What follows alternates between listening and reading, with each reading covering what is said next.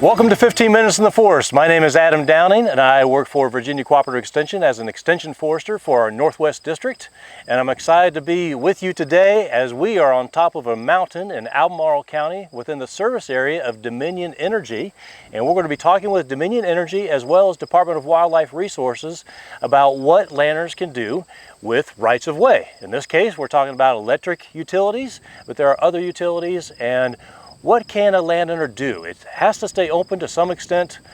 What kind of vegetation, what kind of other work can be done on the edges to improve wildlife habitat, pollinators, even beekeeping?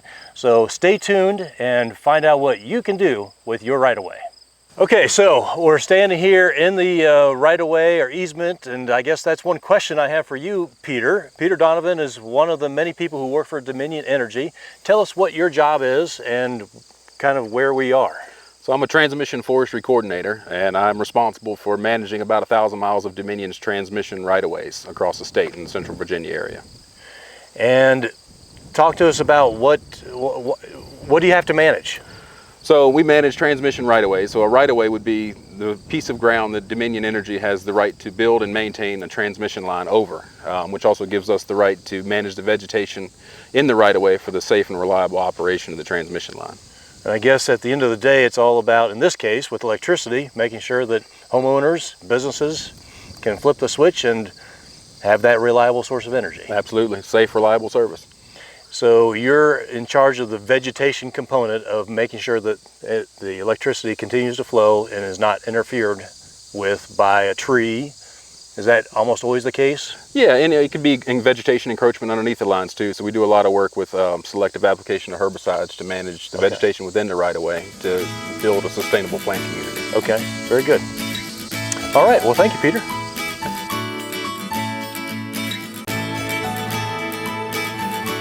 So if you're a landowner with a Dominion Energy easement on your property, you may be wondering what you can and cannot do inside the easement. It's good for a lot of things, gardens, crops, or any of those kind of things, food plots, wildlife habitat, but there are certain restrictions and things that you cannot do inside the easement, such as any permanent structures or anything that's going to encroach on Dominion's ability to maintain safe, reliable service. But with those opportunities, there's an open slate to be able to work with the plant community that's in place and work with the native species that are already there to increase the habitat on your property. Hi, my name is John Jessup. I work for Dominion Transmission. I'm a system arborist for the Forestry Department. I'm here to talk to you today about maintaining the brush within a right-of-way. So at Dominion Energy Transmission, we embrace a integrated vegetation management approach, so IVM. So three main approaches to IVM would be physical control, which would be manpower with chainsaws, physically cutting vegetation and incompatible vegetation. A second one would be mechanical control. So that would be our aerial saw trimmers. That would be our bush hogs mowing the right-of-way. And a third would be selective herbicide applications. So here in front of me, we have an example of incompatible vegetation within the transmission easement. This pine stem was selectively sprayed by low volume backpack late spring to early summer. And these are typically the results that we can expect to see from a low volume selective herbicide application. We have the control of the incompatible vegetation, but the area surrounding the vegetation is either recovered or wasn't altered at all. My name is Matt Overton. I'm a biologist for Dominion Energy. We're on a right-of-way, transmission right-of-way today, and wanted to talk about how unique this habitat is. It's early successional habitat that just doesn't exist on our landscape anymore because we suppress fires. Historically through wildfires, this sort of habitat was all over the country in the eastern seaboard, but it's just not anymore, and it's really relegated to our rights-of-way. And certain plants only exist on our rights-of-way because of this habitat.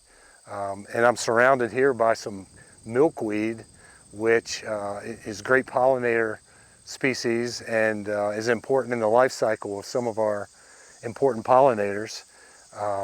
And just through the management of this right-of-way, do we have this kind of habitat. We haven't planted any seed. It's all come up naturally just to get rid of the canopy through our integrated vegetation management.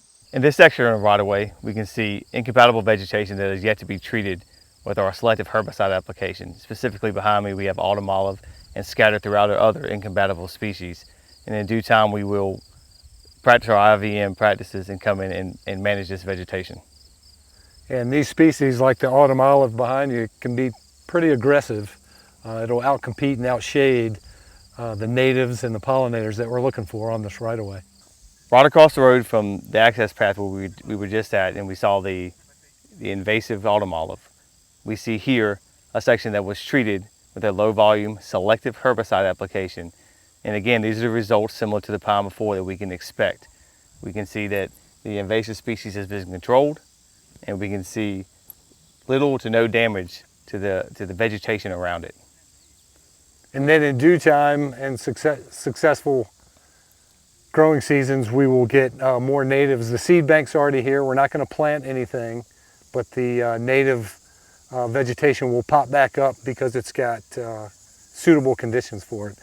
We've got a coral berry that's already popped up after 1 year of treatment, and it'll just continue to get better.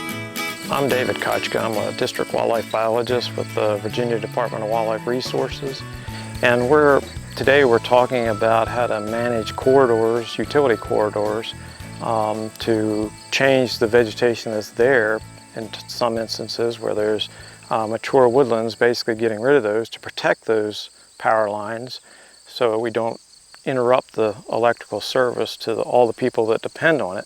And at the same time, creating good vegetation out there for a variety of wildlife species, and especially these early successional species that we're seeing out here, these grasses and forbs and things like that. One thing that landowners can think about doing, in addition to that, in conjunction with their local utility company, would be to manage the edges of these areas so that they don't go from what we have here, an early just predominantly grass field, abruptly into a mature stand of woods. So instead, you could cut back those edges to soften that edge, is what we use the term softening the edge. So there's more of a gradation, and it creates a better variety of wildlife habitat for a variety of species. And while doing that, you may also, any of these edges, you may end up incurring times where you've got some non-native invasive species that will move in there. And so you'll have to try to manage those species too, because when they're non-natives, oftentimes they are very aggressive against the native species that are there in terms of plant communities. So that's something else that landowners would need to keep in mind. Well, as we wrap up this segment of 15 Minutes in the Forest, I just want to conclude with a few final thoughts. We've been mostly looking at huge transmission corridors and rights-of-way, but many of you, if you have a right-of-way, is likely to be something smaller like this distribution line. And so if you have this, it's the same kind of thing, it's just smaller. You can improve the edge, which is an opportunity here. We mostly have a hard edge going through this corridor of woods, and then behind me, you see what was a clear cut and has been replanted with shortleaf pine. So right now, that whole area back there is early succession habitat, but over the course of time, as the pines mature, that habitat is going to change, but it won't change in the right-of-way. That will maintain an early succession habitat, which is good for wildlife. Another wildlife opportunity. I just noticed this tree that the rights-of-way Dominion or whoever people cut because it was dead, and there's a lot of potential firewood over here, which I may take advantage of. I also have an opportunity to take advantage of all the brush that was created and build a brush pile for wildlife. And just a reminder, the best way to build a brush pile is the big stuff on the bottom and the smaller stuff on top, and build it big as you can. And that makes a safe shelter for wildlife trying to escape a predator. So regardless of the type of right-of-way you might have, if you can look at it as an opportunity, yeah, sure, you might wish you didn't have a line cutting through your property, but you do, and so there's an opportunity. You can soften edges, you can build brush piles, you can use it for access.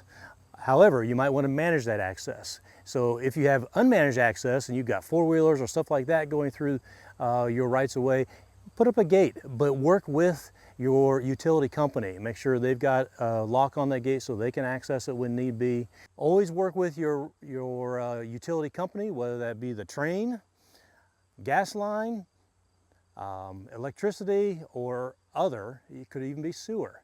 Make sure that you're working with your utility company to make sure that what you can do, that you want to do, you can do. And with that, thank you for joining me on this 15 Minutes in the Forest video.